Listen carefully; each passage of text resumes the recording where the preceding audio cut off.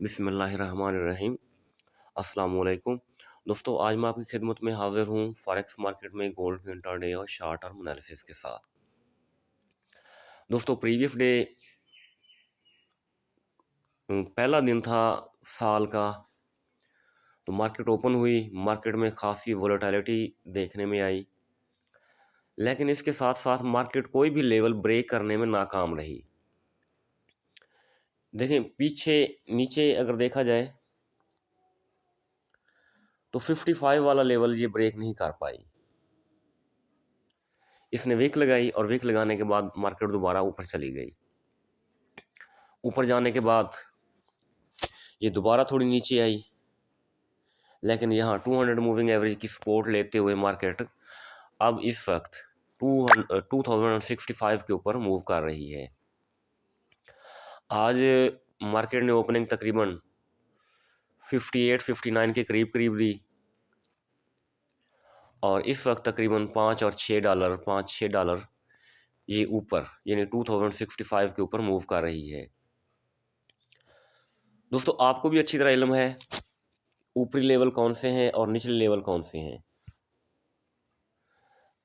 कल जिस तरह वोलेटिलिटी थी मार्केट में, तो एक सोच बन रही थी कि मार्केट हो सकता है 80 तक चली जाए, 81 तक चली जाए, लेकिन ऐसा कुछ नहीं हुआ। बल्कि मार्केट ने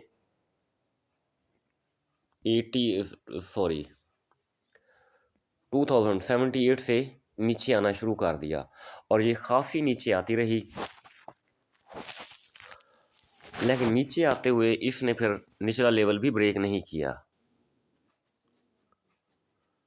अगर लेवल्स की बात की जाए, लेवल्स वही पुराने हैं जिसके मुतल्लिक हम पहले भी डिस्कस कर चुके हैं।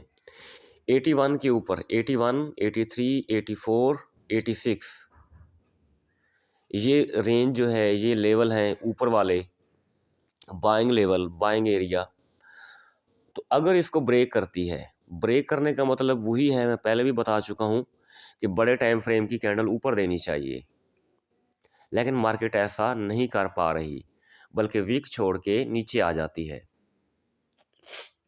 अगर बड़े टाइम फ्रेम की कैंडल ऊपर देती है तो हमारे 2100 वाले लेवल जो हैं, टारगेट जो हैं, वो ओपन हो सकते हैं।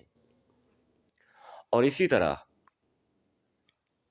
55 से नीचे अगर कैंडल देती है और बड़ी कैंडल देती है तो हम समझते हैं कि मार्केट नीचे आएगी और निचले जो लेवल हैं हमारे, जिस तरह 45 है, 2045, 2030, ये वाले लेवल मार्केट हासिल कर सकती है। लेकिन ये उसी सूरत में मुमकिन होगा। H1 के हिसाब से मैं आपको बताता चलूँ, एक तो 55 के नीचे बड़े टाइम फ्रेम की कैंडल होनी चाहिए और साथ ही साथ ये 200 का मूविंग एवरेज भी मार्केट तोड़ देगी। प्रीवियसली देखा जाए, जब भी मार्केट ने 200 मूविंग एवरेज की सपोर्ट ली है तो ये खासी ऊपर गई है। यहाँ भी देखें आप, 200 मूविंग एवरेज की सपोर्ट लेके मार्केट खासी ऊपर गई हुई है। तो अगर इसको तोड़ती है 200 मूविंग एवरेज को, तो मार्केट नीचे आ सकती है, अदरवाइज इसके नीचे आने के चांसेस नहीं हैं। और दूसरा, साथ साथ मैं ये भी बताता जाऊं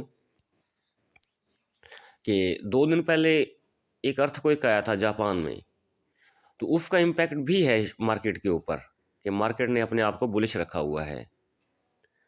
तो वक्त गुजरने के साथ साथ जिस तरह वो इम्पैक्ट लो होगा तो मार्केट नीचे आ सकती है।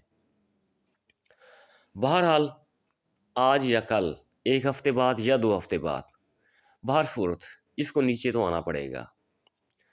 अच्छा, एक और इम्पैक्ट मैं आपको बताता जाऊं, वो भी इम्पोर्टेंट है। जब सेलर्स और बायर्स का डिफरेंस बढ़ जाता है तो मार्केट उस तरफ मूव करती है जहां कम लोग बैठे होते हैं, यानी मेजॉरिटी की तरफ नहीं जाती बल्कि मिनॉरिटी की तरफ मूव करती है। तो ये फैक्टर भी आपने जहन में रखना होता है जब भी आप ट्रेड करें कि सेलर्स और बायर्स का डिफरेंस क्या है और सेलर कितने हैं या बायर्स कितने हैं। तो बात की जाए आज के लेवल्स की, तो आज के लेवल भी तकरीबन कल की तरह ही सेम ही रहेंगे। 70, 74, 78 यहाँ तक मार्केट जाएगी तो हम सेल करते जाएंगे इंशाल्लाह। और इसी तरह 55, 50 यहाँ से मार्केट हमें मिलेगी तो हम बाय करते जाएंगे ऊपर की जानिब। तो लेवल बिल्कुल सेम है, आसान है। तो इसी के मुताबिक आज इंशाल्लाह हम ट्रेड करेंगे। दोस्तों अपना बहुत सारा ख्याल रखें, मुझे दुआ में याद रखें। थैंक यू, अल्लाह हाफिज़।